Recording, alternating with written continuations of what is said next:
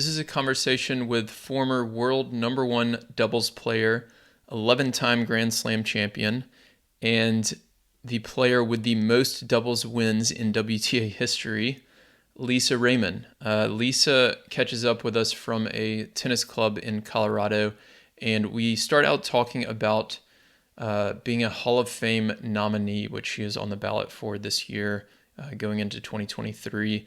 And then I also ask her about playing college. And then if you're more into the strategy aspect, you can skip ahead. And I ask her a lot of different strategic questions, including her biggest weaknesses, how to implement the chip and charge, which she was particularly good at, how to play with a weak doubles partner, what her thoughts are on mixed versus women's doubles strategy, and a whole lot more. So you're about to hear from one of the best doubles players of all time, and she has a great doubles mind as well. She made a lot of adjustments throughout her career, and you can take away a lot of different things from that, learning her process for improvement and stuff like that. So without further delay, enjoy this conversation with Lisa Raymond. Hey everyone, welcome to the show. Today we have Lisa Raymond on. Lisa is an 11-time Grand Slam champion, former world number one in doubles, has the most doubles wins in WTA history, and top 15 in singles as well. Welcome, Lisa. Thanks, Will. Thank you for having me. Happy to be here.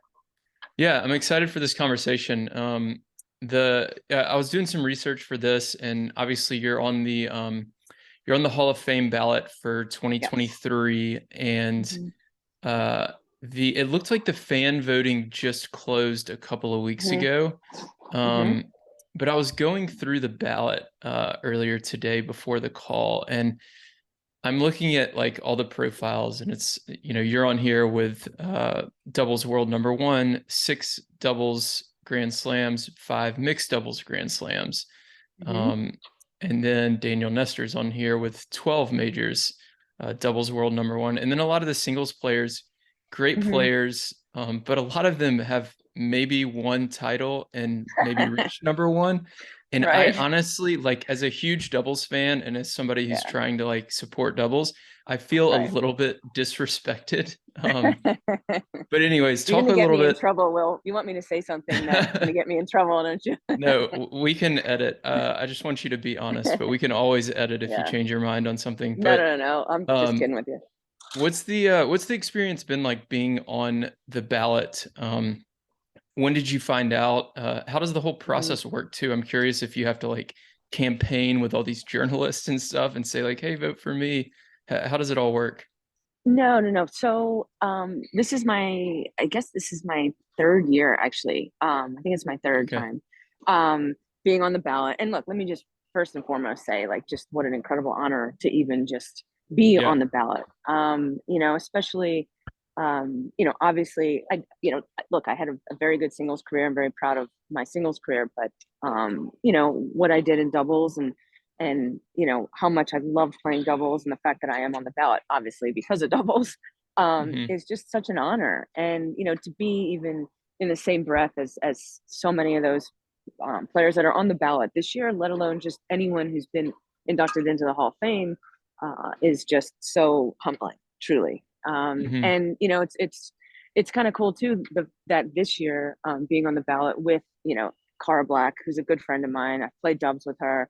She's just awesome. And Nesty, I mean, I've played hmm with Nesty. We played World Team Tennis a few years together, and he's just probably still to this day, probably the sickest, lefty serve to try and return. I could never get that thing over the net. But Yeah. so that's really neat, to just be in their company and kind of all of us being on the ballot together this year. So I found out I was going to be on the ballot. I want to say, shoot, maybe summer, I guess. hmm And then, so basically, then they have the fan voting, and then once they have the fan voting, then obviously, that's a percentage that goes towards your induction into the Hall of Fame, and then the writers and the past Hall of Famers all have to vote as well. So Yeah. it's definitely a bit of a process, but again, would I absolutely be floored and love to be in the Hall of Fame? Of course. But just to be even just in the conversation is just quite an Yeah. honor. Yeah. Yeah, of course. Yeah, I'd imagine like, I mean, I don't know who all gets to vote on it. I'm sure it's a lot of the Hmm. major journalists and stuff, but Yeah. I don't know. Hmm. I'd imagine if I was you, I'd be like taking him out to steak dinners and like all this stuff. Is there any sort of like, I don't I know, don't kind of go ahead. schmoozing and no, Yeah. whining and dining them. I honestly, I don't think so. At least not that to my knowledge. No, maybe there Yeah. are some players that actually do that or have done that.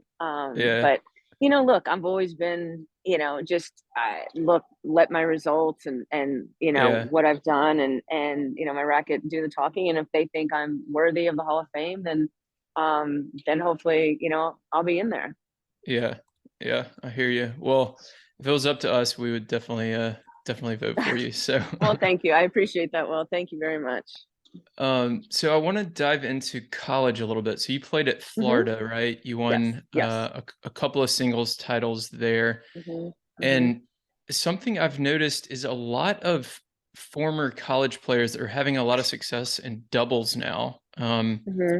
And then there's a lot of debate on like, should you go to college? Should you turn pro, depending on how Hmm. good you are? What's your take on all of that?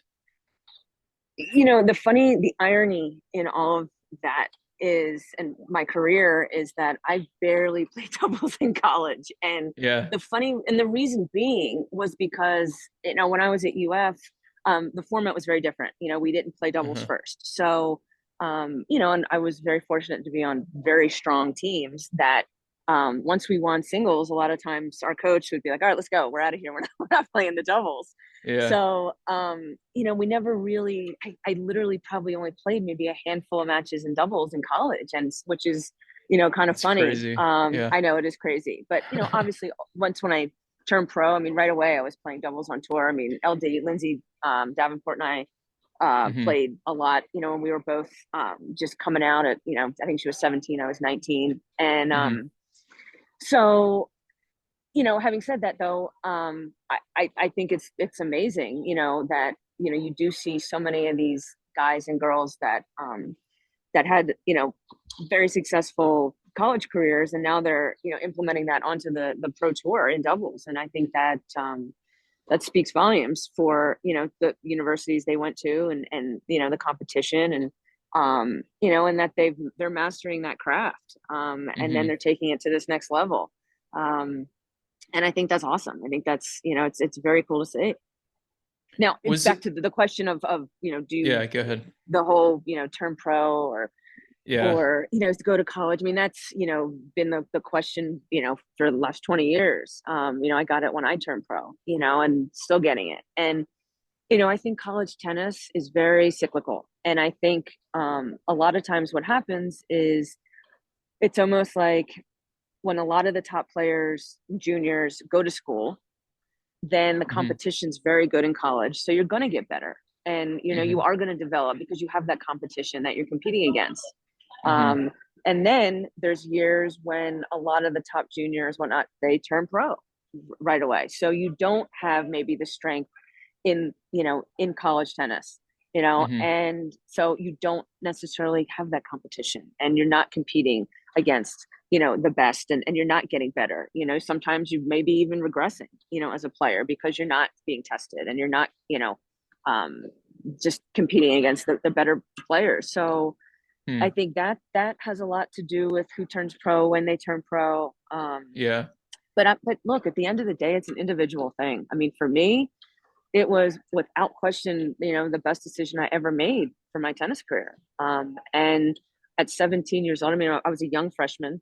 So at 17, there was no way I was ready emotionally, my game, physically, nothing. And, and then I go to school, and I had a blast at UF. I loved my team. I loved Andy Brandy. I still think, he was, probably the best college coach to ever coach. And again, that was my experience. So, I mean, some players, the girl that I coach, Allie Kick, Hmm. Allie did not go to college. She was ready to turn pro, at 17, and she was, qualifying at Indian Wells, at a young age, where I wasn't doing that. So it's very different. It just all depends on the individual and where they are. Yeah. Yeah, that makes sense. It sounds like the cyclical thing is interesting. I haven't heard it put that way Hmm. before, but it sounds like Hmm. for a lot of, if you're 17 or 18 and you can Hmm. kind of look around you and it's like, okay, are these other top players going to Right. go to college or not? And maybe like Hmm. following that trend could be a good idea.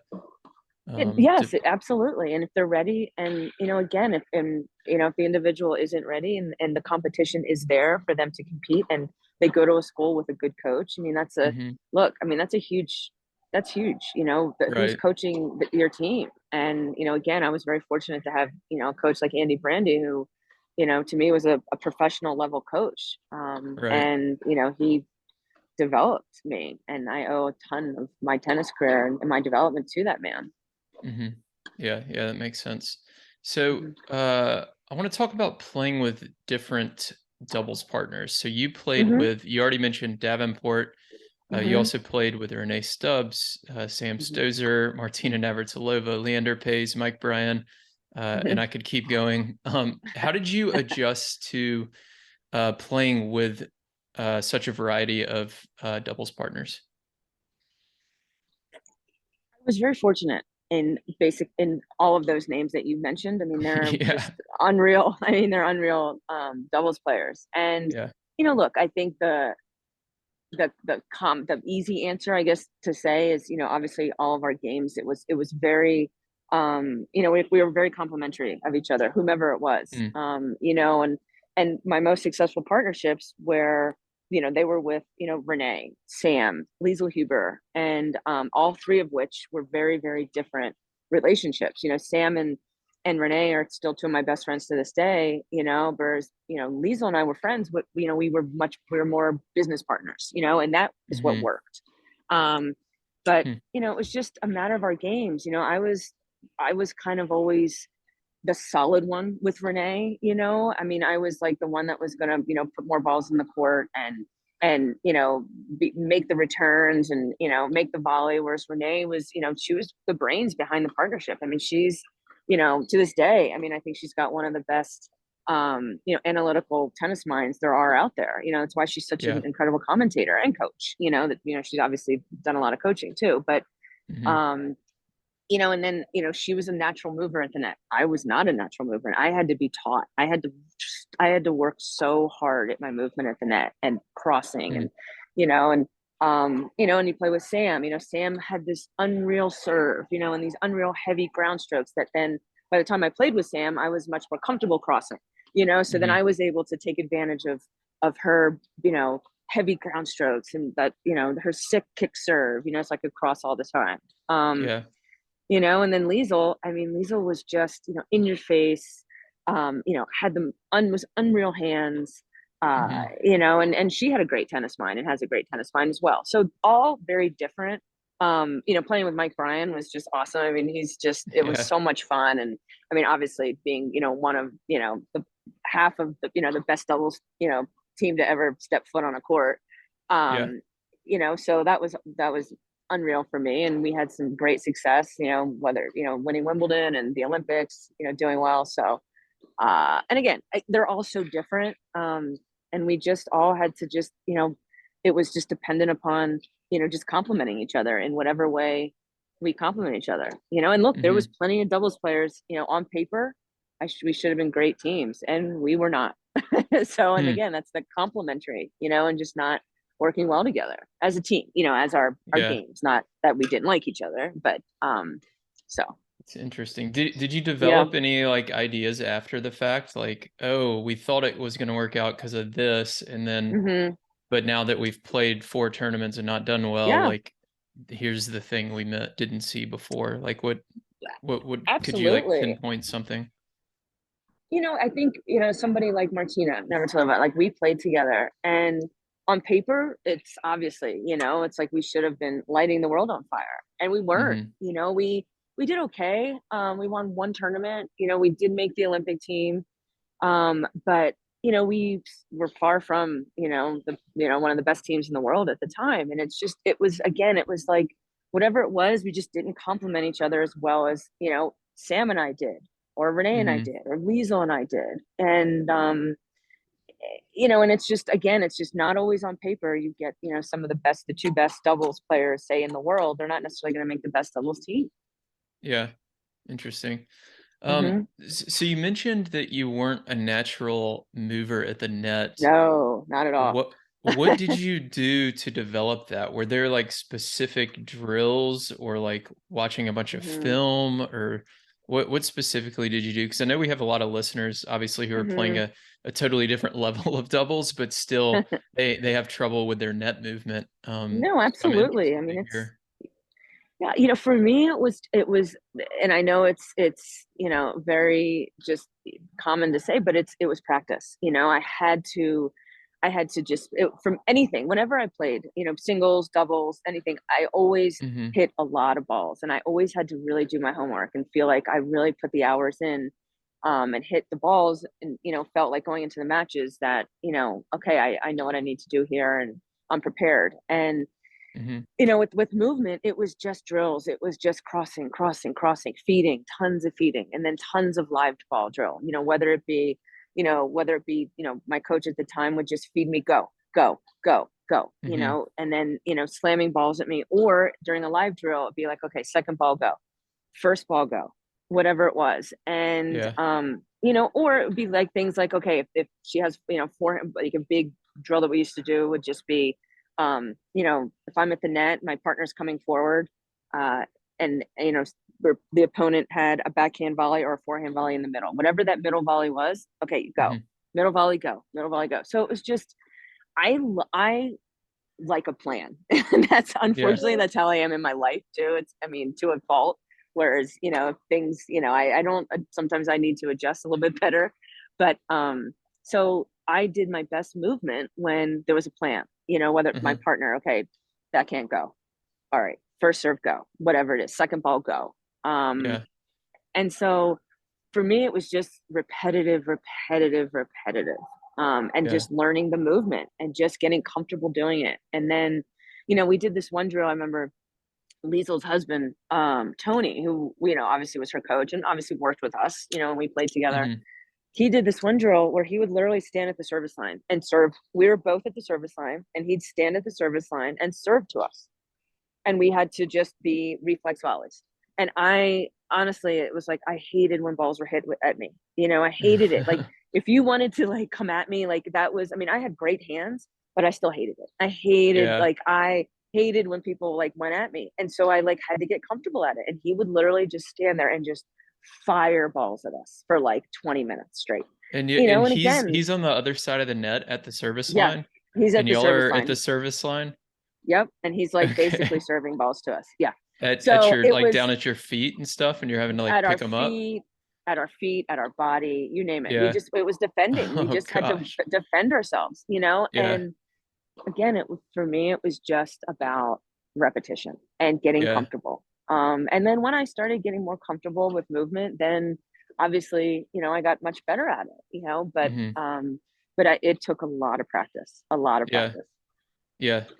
Yeah. That makes sense. The big takeaway for me there is, and this is something I've been doing more recently, and I talked about it previously on an episode, is most Hmm. of the time, especially with club level players, like when we practice our volleys, we're practicing with a partner and just hitting all of our volleys back to our partner, right? So then we Hmm. go into the match and then we cross and we hit that volley right back to the returner or to the baseline Right, player right, instead of putting it right. away. So like I've been working Absolutely. on this recently with a Good. friend of mine, and we get a basket and Hmm. we just kind of blast balls at each other at the net and practice like Perfect. angling them off and putting them away.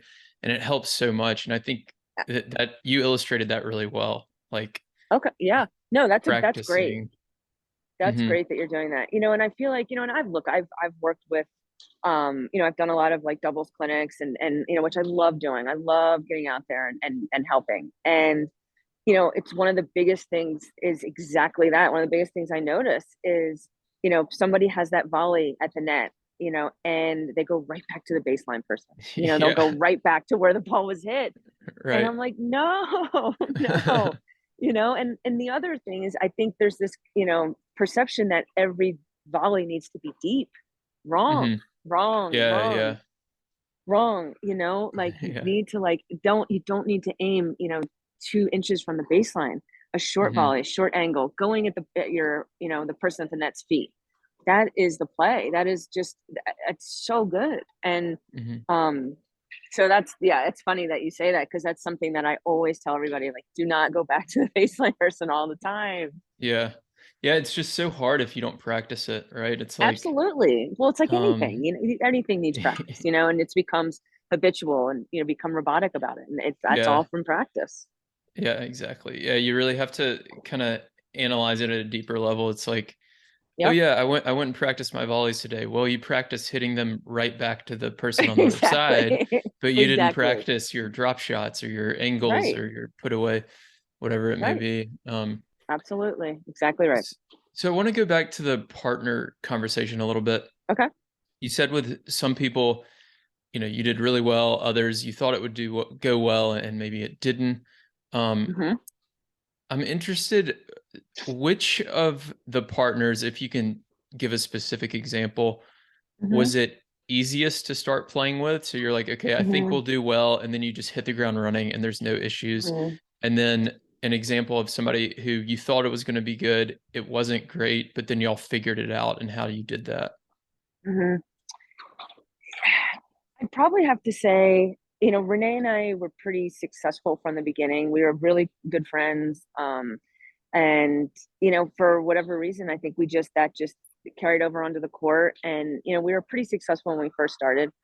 Um, probably the funniest one would be Sam, who I had the most success with. Was We first started playing together and we played 2 tournaments out in California. We played when it went Stanford, San Diego, when we had the 2 events back to back. Hmm. And we were horrible, horrible. We lost first round. And I'll never forget, after we lost first round in San Diego, the second event, we sat down and we literally like, I just don't know if this is going to work. Like like we're just not meshing here, and it's just not working out. And then we're like, all right, well, we're supposed to play, New Haven in the Open or whatever. Like, it's kind of late to get another partner, and let's just let's just see if we can, at least, try and win a couple rounds or work it out, right? Yeah. And the funny thing is we end up going and we win New Haven, we win the Open, and we go on a tear. I mean, we become the number 1 team in the world, and just the following year we dominated. And it's just funny because it was like we were a half of a conversation away from throwing in the towel. Yeah. And it's just again, it's funny how it's just one of those things that we just had to find our way. And it was for me though with Sam, it was very different for me because I had to adjust to that ball, like at the net. Mm. Like Yeah. I was used to hitting or playing with players who were much flatter and didn't have that Hmm. spin. And it was like, I just could not time it. Like I was not timing the ball well with moving on her, Mm. on her heavy balls and, the serve. And it just, and I think we were both, pretty nervous too to start because it was like I had stopped actually playing with Renee to play with Hmm. Sam. So it was almost like, she was young. I mean, she's 11 years younger than me. And so I think she was maybe 20, 21 when I first started playing with her. And Hmm.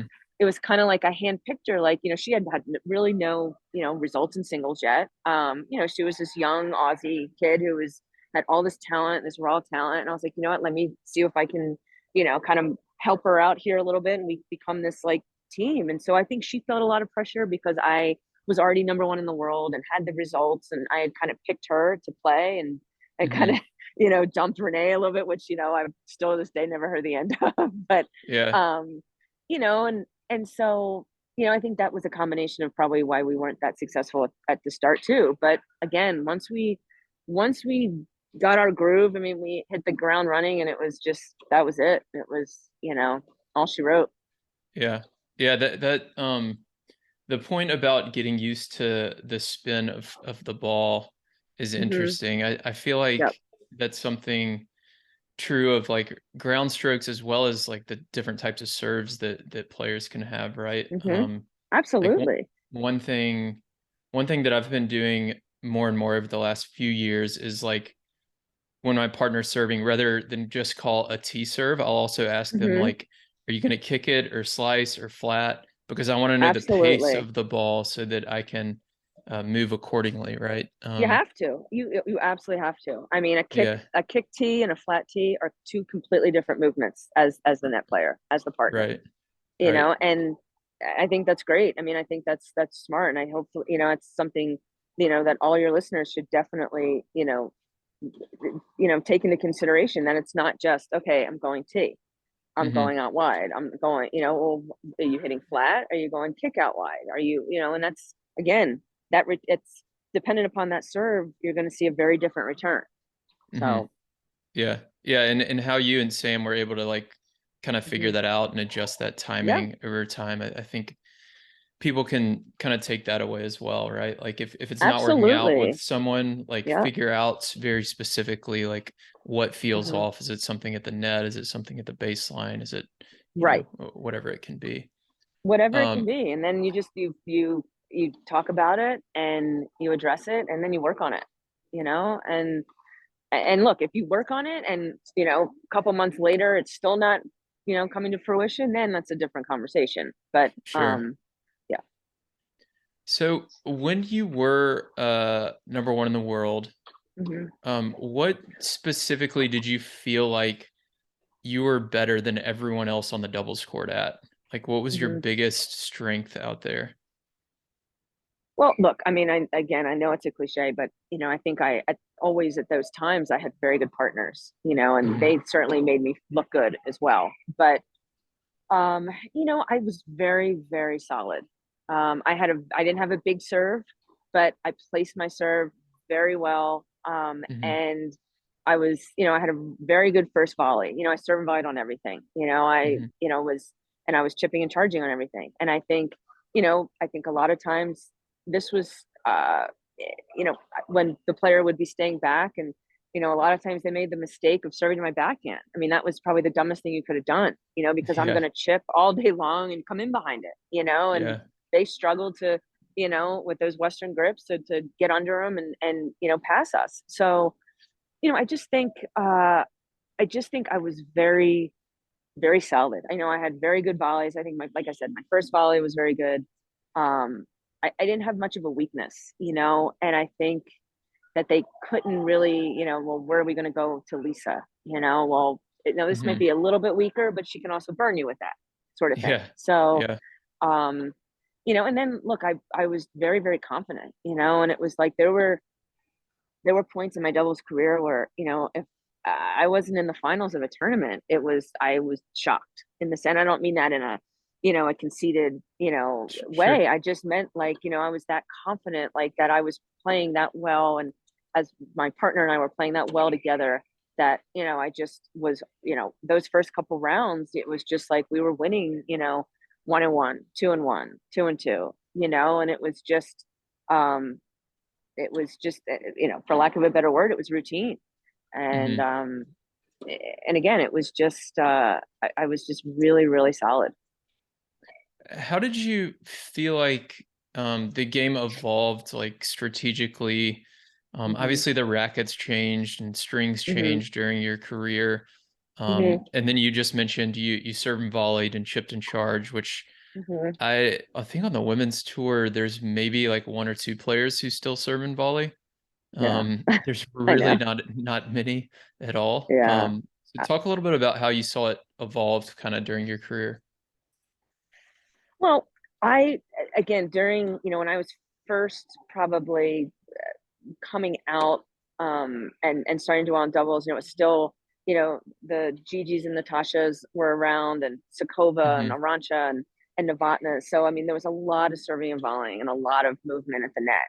Hmm. And then it became, I remember playing against two of the toughest teams that I don't think ever got enough credit were Rana Pascual and Suarez. Were just Hmm. unreal. I mean, they were the definition of just these baseliner clay court, just walls. And I mean, they were just unreal. I mean, you could not beat them at the French Open. I mean, on clay. Hmm. I mean, it was just, they were so good at what they did and they mastered that so well. And they were like the true first ones to really master, staying back.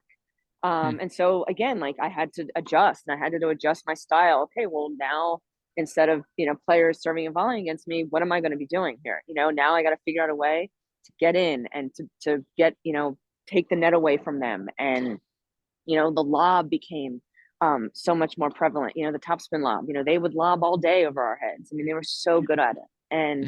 Hmm. And then, you had, and again, I just think, I think obviously technology and the fact that tennis is such a physical sport now, so much more physical than it was, Hmm. 10, 12 years ago when I was playing. Sure. Um, it's a lot more difficult, to serve and volley. It is. I mean, you've got to, Hmm. because the girls are hitting the ball much harder and bigger and, so you in order to serve and volley, you better have a great first volley and you better be good at the net, or else you do have to stay back. Um, Yeah. and so I think it's just about, you have to evolve and your game has to evolve. I mean, I throughout my career, I mean, I had to change my forehand. The last 5 or 6 years of my career, it wasn't heavy enough. I mean, I used to never hit with all that spin, and then I had Hmm. to develop into this like heavier, off the court forehand because I was staying back more because I couldn't come in necessarily off the first ball. I had to come in off the fourth or fifth ball now. So look, would I love to see more serve and volley? Absolutely. I love it. I love, seeing, teams cross and, Yeah. strategy and, getting balls over their head and then taking over the net. And, Hmm. so yeah. Yeah, it is fun to watch. Yeah, I Yeah. guess Taylor Townsend does it, and then Yep. Luisa Stefani does it a good bit, Yep. and I think that's probably Yeah. the only two off the top of my head who do it over 50% of the Consistent. time. Yeah. I was Yeah. going to say consistently. Yes. I mean, I Yeah. can't, yeah, and again, it's just doubles now. And It's hard I, though. Like with yeah. like I was at the WTA finals here in Fort Worth. Hmm. Hmm. And yeah, just like watching Veronika Kudermetova Hmm. return and rip ground strokes from the baseline. It's Yeah. like nobody wanted to poach on that ball, like whether she's hitting a Right. forehand or backhand. And Exactly. and the times people did, like maybe you'd be doing well to win half those points because you could Hmm. get a racket on it, but Hmm. maybe you'd shank it or miss it in the net Hmm. or hit a Yeah. defensive volley, and then she has a short ball because it's just coming so hard. But to Um, me, it honestly, is though, like interesting. if I was like playing against that or coaching against that, Hmm. I would say, okay, let's not get into that rally with her. Why are we in Right. that rally with her? Like, Right. why are we not lobbing? Why are we not getting the net person more involved, Yeah. and hitting returns down the line and, going at the return, going over her head and then whatever. Like, Sure. forget about even like getting into that rally all day long, Yeah. And I mean, look, I Yeah. know it's easy, to sit here and Yeah. say Of that, course. I'm not Yeah. playing against her, but um, But you're I right think that's though. something. Yeah, It's it's like like you the rally's like death by a thousand cuts, and it's like right, exactly, you're like, do you want to lose slowly or like right. have a chance to win? And maybe you Change it won't, up, but like you'll right? have a Do shot. something. Yep, 100%. Yep. Um, so did you I'm always interested to hear the answer to this question from people, especially players who were number one in the world. And Hmm. um so did you focus typically on your strengths or attacking the opponent's weakness? Because when I watch a team like the Czechs now, for example, I see them and they do pretty much the same thing against every team, no matter who they're Hmm. playing. And they Hmm. just say, if you can beat us, good luck. Yeah. They run a lot of I formation. They serve down the tee a lot. Hmm. Um, Krejcikova likes to rally from the deuce court, and they just try to get into that formation no matter who they're playing, and it works Hmm. almost every time. So, how did you think about that during your career, as far as like scouting an opponent, attacking Hmm. weaknesses versus just sticking with your strengths? I love that. That's exactly how I played. My partners and I played, and I just think, and it's funny because like whether it be players I've coached, like giving advice myself when I played, whether it was singles, doubles, you name it, I always had the philosophy of I'm going to impose myself on you. Now you need to Hmm. figure this out. Now that's not to say, okay, obviously my opponent, loves their out wide serve. So you know what? I'm going to pinch over a little and look for that. I'm going to look for my forehand. Sure. But that's I'm not going to change my game Hmm. to adjust to my opponent.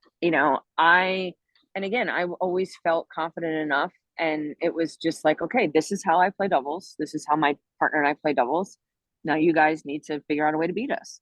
And Hmm. if you really look back at the best teams in the world through the years, um, that's what they did. And I'll even go back to the team I was just talking about, Rana Pascual and Suarez. Hmm. Or they did that. I mean, they never, you think they came to the net and serve and volleyed and dependent upon who they were playing? No, Yeah. they stayed back there and said, you know what? This is how we play.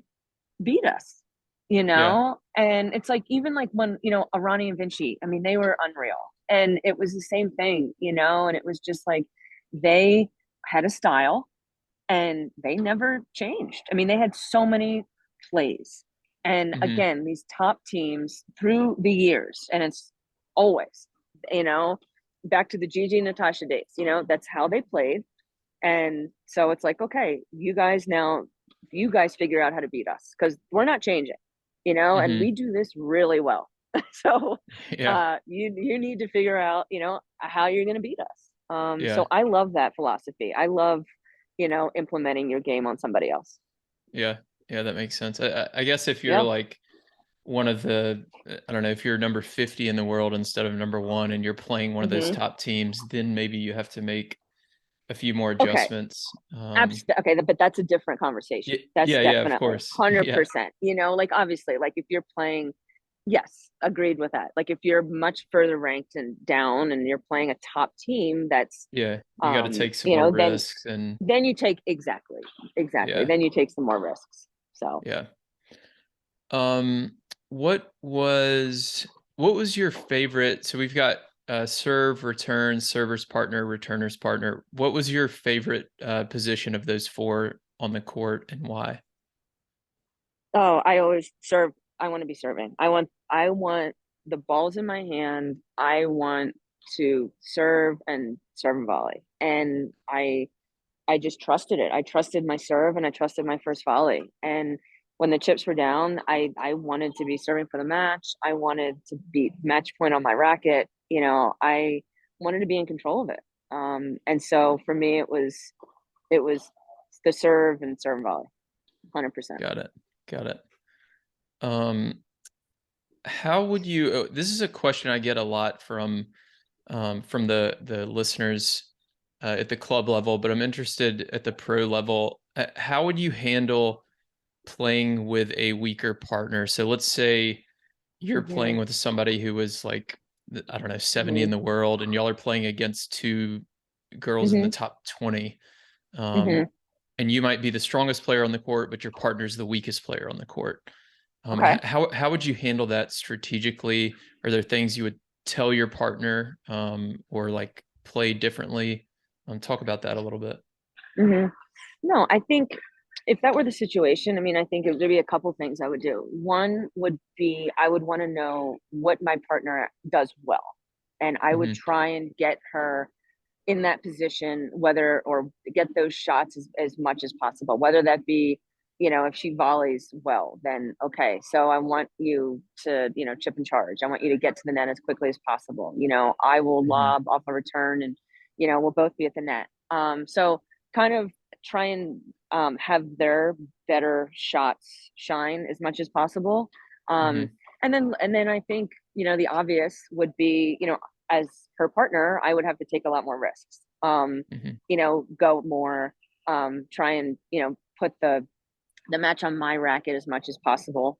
Hmm. And again, whatever that may mean, again, going, crossing on returns, just implementing myself and having her, maybe see a few less balls. Yeah. than me. So yeah, but I think that would be the two things. Try and get whatever her strengths are. Try and Hmm. figure out a way to get her into those positions, and then have me take a few more risks. Yeah. Yeah, that makes sense. What about like tiebreakers and pressure points and like pressure Hmm. situations? Is there anything Hmm. that you did differently in those situations versus, Hmm. a normal like 2-all game or something like that?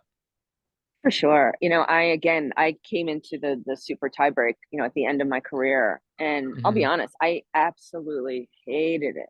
Hated it.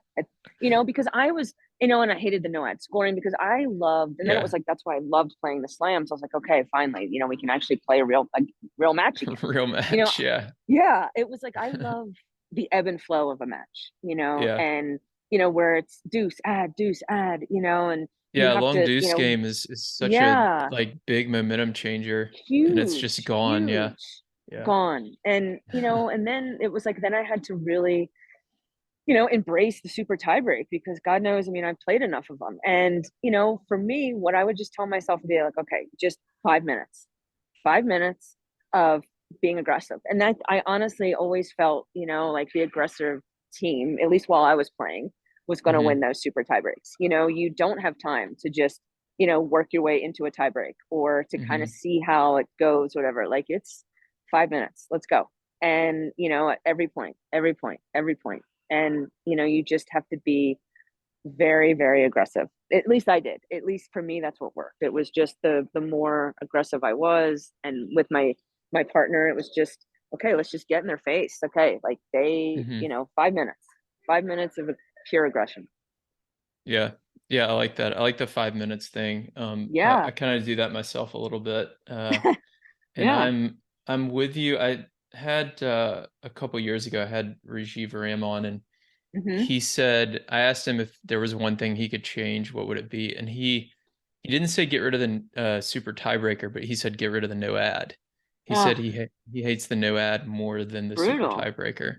Yeah. For sure, for sure. I mean, if I had to pick one or the other, I would absolutely say the same thing. It's just Yeah. again, it's just I hate it. I hate again. I like working like again the ebb and flow of a match. Hmm. The ebb and flow of a game, and it's just yeah. I mean, one Yeah, lucky it's hard. return, and a game can be over, a set could be over. Right. And yeah, it's just I've always hated It's it. hard. Yeah. No, I'm with you. Yeah, I want to get rid yeah. of the no ad. No ad, Um, get rid of it. so let's talk about return strategy. So you Yep, mentioned that you like to chip and charge. That's yep. something we again, as the games change, we don't see as much of Mhm, anymore. And I am mhm. interested. You said most players just never figured out to serve to your forehand. It sounds like that Yeah, was a little bit weaker return. Um, absolutely. Yep. and yeah, I still see that. Like I've gotten more into like analytics over the past few years, and I'll Uh huh. notice like, oh, the like on the second serve, they just serve to the backhand every time, regardless of the Yeah. opponent, regardless of the Yep. forehand being weaker, um, Yeah. which is crazy. But when you're chipping and charging, Mhm. talk about the strategy behind that. Is there like a location you're trying to get it to, or are you trying to just keep it low, or um, it probably depends on the opponent. Talk a little bit about the strategy behind the chip and charge. I mean, for me, it was all I would just knife my slice, and I would just Hmm. keep it as low as possible. And I didn't like to give them too much angle, so I wouldn't like necessarily hit it into the doubles alley, but I'd Hmm. hit it. I would vary my depth. I think the short Okay. slice is just money, and it's just having your opponent, again, a lot of times these girls that will have these funky grips, and they got to come forward and having to Hmm. move forward, hitting a shorter knife slice, they're going to have to hit up. So Yeah. and I always felt like I would get a volley. By Yeah. 8 times out of 10, my opponent and I would get a volley that we could do something with. Yeah. So and also the other shot I hit a lot was my chip lob. Mm. I would either, so it's almost like sometimes a lot of players, obviously the more you got to know me and play against me, the better teams figured it out more. But like, when they would start to go on my slice, so then I would be like, okay, well, I'm going to chip lob you, and so Yeah. they couldn't read it. So I think for me, having that versatility to be able to do that was huge for me, and allowed me to move forward and take over the net and come forward. And it's funny with the forehand thing. It's just, look, I had a very good forehand, but it would get tight and it would fly Yeah. sometimes, if I didn't get that racket head through. And whereas my slice was just, I'm not missing it, Yeah. and so players just sometimes would think, okay, well, she's got a one hander, let's stay away from the forehand, or probably her slight, one hander's gonna be weaker, and it's Hmm. like, okay, go for it, serve to it all day. Yeah. Yeah, So, that's interesting about the depth. Like it makes sense to vary the depth on it, and it's something I've probably over the last 4 years or so changed my mind on the most is hmm the importance of depth. I used to hmm say like, oh yeah, get it deep in the court, get it deep in the court, but no, I think you're yeah. right. Like especially that ball running forward, it's so tough to lob off of. Oh, Um, it's impossible. Yeah, yeah, like typically players will miss it.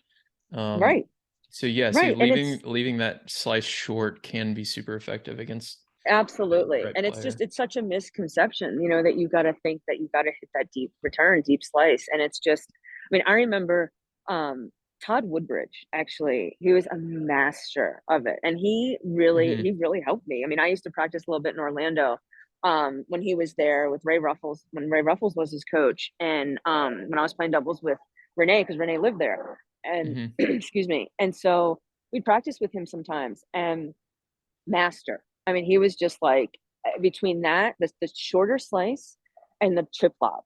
And it was Yeah. just money. I mean, it was so good. And it was just, again, it's like I try and tell anyone, again, tried to tell Allie all the time, like because she's got a fantastic slice. She doesn't use it enough, but she's got a Hmm. great slice. And it doesn't, short slice, short line, short slice, and it's just such a great shot. Yeah, yeah, it is.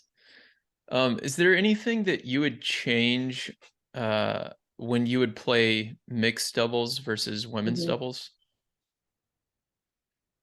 Um, No, I mean, I look, no, I loved it. I loved, Yeah. that the guys would, go at you and took it seriously and, and just, um, I mean, it was fun. It was fun to have to try and, return the guy's serve or, Uh-huh. work with, a different opponent, or a different partner than you're used to. Yeah. No, there's nothing I would have changed, to be honest. I mean, obviously, people probably say what, like having the guy serve one serve or something, but it's like, no, like that's part of it. Like it's so Or much no, fun to no, compete against that. is there anything you changed like in your preparation or strategy though, like when you played mixed instead of women's? I Does mean, that make sense how I'm asking that? yes, yes, yes, I Okay, got it. okay. Got it. Okay. Um, Look, I mean, obviously, um, I probably, some of those middle volleys, obviously, if I'm playing with Mike Bryan, Mike's gonna be taking them.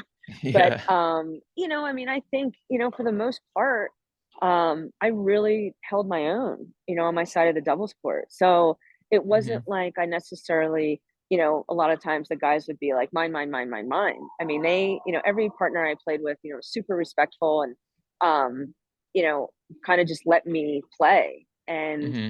um, and I think maybe, maybe I'd have them crossing more, on my serve than I would just because they were so good at it and they do it so naturally. You play with Mike and it's just like, you Yeah. can serve anywhere. And, if you hit your spot, the guy's going and he's hitting a winner on it, and he's just phenomenal at it. So Yeah. maybe a little bit of that, but in general, I mean, I feel like it was, the guys I played with just kind of allowed me to play, which was very cool. Yeah. Did you have any favorite doubles drills that you feel like helped your game a Mhm. lot, or um, that might help the listeners? hmm I just feel like in general, I mean, I just did all day. I just did a ton of just my corner drill. Like I'd be in my corner, whether it be at the net or whether it be at the baseline, and I just Hmm. do 2-on-1s for hours. And it would just be like I Mm. loved when I'd have two people at the net against me on my side. And I was in my corner and I just had to just work the ball, like whether it be dipping, lobbing, angles, line, ripping, lobbing, and then just constantly just mixing my balls and mixing my face and then trying to Hmm. find a way to the net.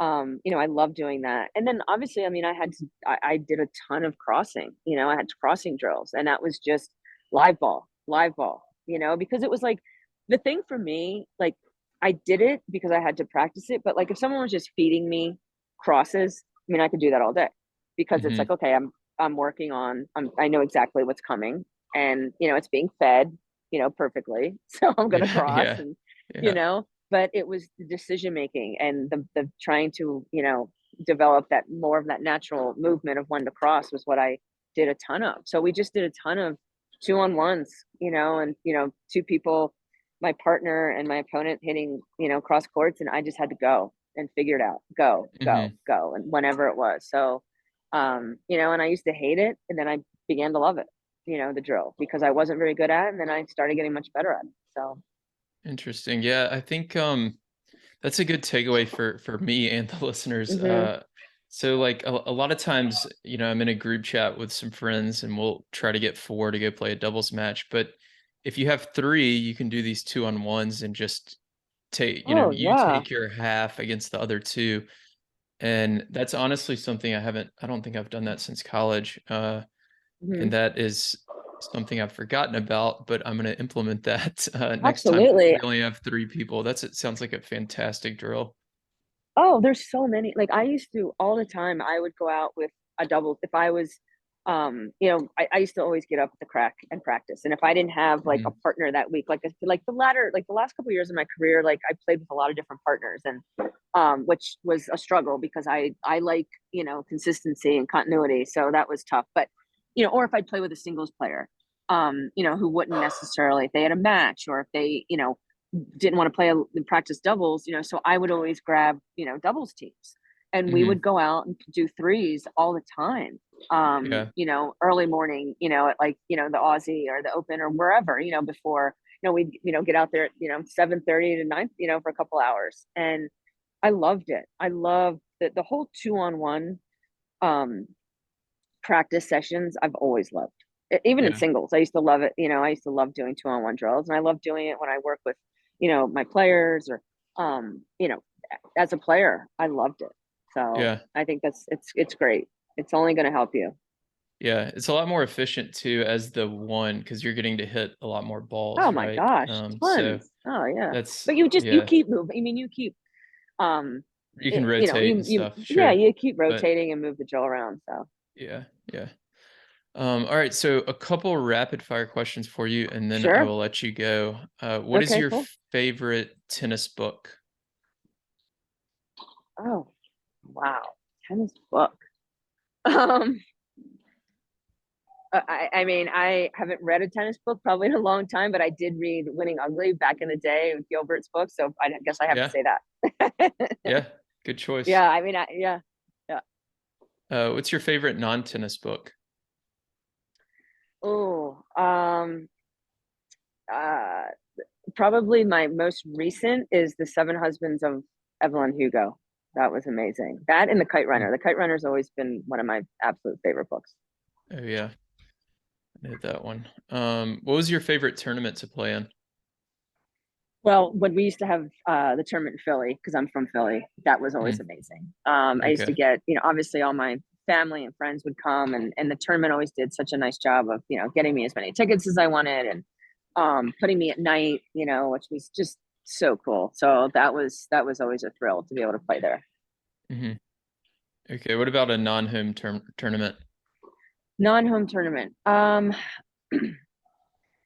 Let's see. I've always loved playing out west. Indian Wells. I probably had my most success. I think I won it 9 times in doubles. Hmm. And I just always felt so comfortable there. I loved it there. I loved the courts. I loved obviously the facility, and that was even before it was the facility it is today. But Yeah. and I always loved playing in San Diego. Same thing. Loved playing at La Costa when it was there back in the day. And so probably the California events were in the States were always my favorite. Yeah, yeah, they have good tennis out there. Yeah. Um, And the okay, so crowds, we always used to get the best crowds, and for yeah, doubles. I mean, it's been, and it still hmm is, it used to be standing room only in San Diego and in Indian Wells, we could be playing first, second round and it was just packed and it was so awesome to play, yeah, especially as a doubles only player when I only was playing doubles. I mean, that's so cool for us. yeah, yeah, the doubles crowds, they're fantastic. Hmm. I'm trying to get I don't know if you've seen, but I make these t-shirts that say watch more doubles on them. Oh, yeah, of Uh course. Love it. It's awesome. and I'm trying to get them into the merchandise tent at Indian Wells next year, but we'll Oh, see. sick. We'll That's see if so that cool. happens. But I think we launched them last March with Hmm. some WTA players, and Hmm. we were wearing them around, and a lot of people came up to us and were like, "Hey, where do you get one of those?" And they weren't available, That's so awesome. I'm hoping we That's can do very that. cool. No, I've seen it. I've seen a lot of players wearing them. That's so cool. Yeah, it's been a lot of fun. Love it. So last question, how do we make doubles more popular? You know, I think it starts with television, unfortunately. And fortunately. I've been saying that forever. And I mean, Hmm again, as I'm sure you've heard it, and I'm sure you've heard it to you and from players you've interviewed or whatever, but I mean, your average player at a club. I mean, I'm at a club right now. I'm sitting here and I'm watching, hmm all these courts are taken and there's four in a court. And hmm they play doubles and they want to see how the players at the highest level play. And so they hmm can emulate that. And the only way they're going to see it is if it's on TV. And then obviously they go to the tournaments, and I mean, again, like I just said, you have like, and another of my favorite tournaments is like Charleston. Charleston's amazing. And it's like Yeah. every match you play, doubles, it's packed. There's no seats. And why is hmm that? Because that is what the average player plays. hmm Or when I say average, I don't mean average skill. I mean like your typical club player. Yeah. And I just feel like, if we can get it more visible somehow on TV. And I mean, I've been preaching to producers for, 15 years, 20 years about it. So, and it's you have to, people want to watch it, and the more people watch it, the more the more recognizable the players will become, and they'll become more hmm household names. I mean, a lot of times these players, these singles players, are more popular, for lack of a better word, or more hmm recognizable, is because they're on TV, and that is what Yeah. people watch. They put the tennis channel on, and they'll see, oh, there's so and so. Okay, hmm then they go to a tournament. Oh yeah, I watched them on TV. Okay, but Yeah. they wouldn't know them necessarily if they weren't on TV. And I'm not, it's again, it's about visibility, and it's just about um and the thing is, it's what the people want. That's what's so ironic, is Yeah. that people want to watch doubles, Yeah. and they want to see it. And because they want to go out, on their weekend, after watching, it on the tennis channel or wherever, they want to implement that. They want to be like, oh, we watched, so and so playing doubles. Oh, I saw them doing this. I saw them crossing, whatever. Let's try and do this now. And Yeah. that's because I mean, they're not, I mean, I'd say 70% probably of, the tennis public are playing doubles. They're not out there playing hmm singles, Yeah. so they want to do what the pros do. And how are they going to hmm do that? They're going to emulate it and see it by watching it on TV if they can't get to the tournaments. So, I mean, there's a Yeah. reason why, again, these tournaments, especially in the States, except for like the Eastbournes of the world, the tournaments in England were incredible with doubles. I mean, you couldn't get a seat for doubles as well. Hmm. But like, there's a reason why, they're so packed, because people love hmm it. They love watching it, and they want to see it Yeah. at that level because they want to play that way. They want to play at that high level. Yeah. It does seem like some countries like it more than others. Like I haven't Yeah. been to Rome, but I remember last year Hmm. the doubles crowds in Rome were just really Hmm. bad. But yeah, Really. here in the States, they seem to be really good. So I don't know. Yeah. Maybe that was just one year that I saw that, Yeah, but I'm trying to remember when Rome would be, yeah, we wouldn't get the greatest crowds in Rome for the yeah, doubles, but England, forget it. England, it was hmm, packed, packed. yeah, They love it, it- and again, I think it's like you said. I think it depends a little bit about, depends on the country or the city in this, but really in the States, I mean, yeah, they love doubles. yeah. They do. Yeah, yeah. And we'll get it on TV more. Yes, I think it's definitely. I think it's coming in the next, I don't know, we'll see 5, 10, 15 years. We're trying to Yeah, promote it and work on it. yeah. So hopefully we can No, get it's there. great. And I think it's amazing everything you guys have been doing. I mean, that's awesome to promote doubles. I mean, coming from, someone who, you know, owes so much of their tennis career to doubles and being on a doubles court. I commend you for getting out there and doing what you're doing. So thank you. Thanks. Yeah, it's a lot of fun, and it just makes Hmm. sense to me since it's what everybody plays, like you said. So, Exactly. um, Exactly. yeah, it just seems like a Yeah. underserved market. But anyways, Agreed. Lisa, thank you so much for coming on. Thank I know you you. got to Thank you for run. having me. Thank Yeah, we'll all have our fingers crossed that you make the Hall of Fame this year, thank you. and I appreciate that. hopefully we can do a round two sometime. Sounds good. Anytime.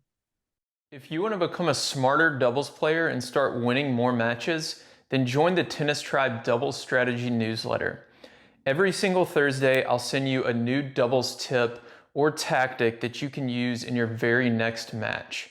And when you join, you're going to get a free guide on how to play with more confidence and start dominating at the net in doubles.